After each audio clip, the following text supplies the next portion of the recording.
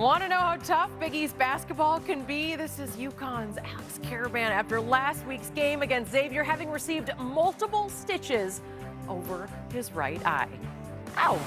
Well, last year was a dream season for UConn, culminating with another title. But as hard as it is to reach the top, for Dan Hurley and the defending champs, staying there may prove to be even harder.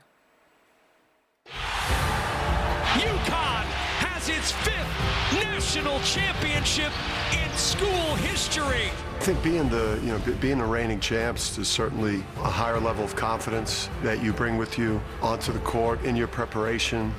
When you play or coach at a place like UConn, the target is really big because of the history and tradition. But certainly coming off of the national championship, the target's even bigger.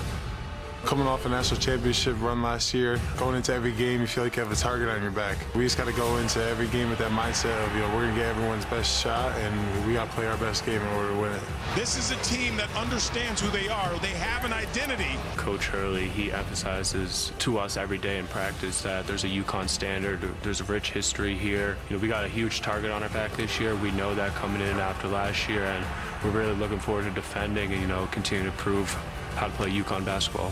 We're confident in the way that we do things in our culture and that it works. And we're extremely confident in our team. And we're certainly putting pressure on ourselves, to play up to a championship level again this year.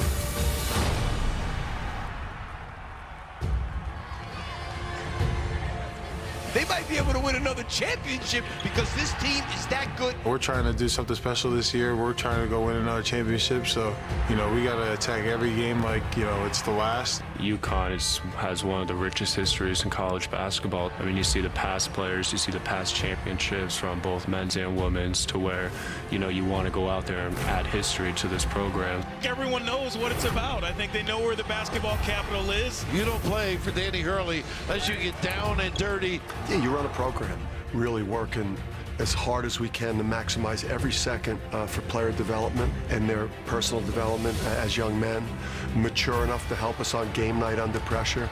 And then as we've lost some special guys, the next group of players have stepped up and stepped into those roles. We want to win a regular season Big East title, we want to win the Big East tournament title, and we want to win a national championship. This team's got big goals. It's the UConn culture, and we're not aiming low, we're aiming for the big goals and trying to win it all.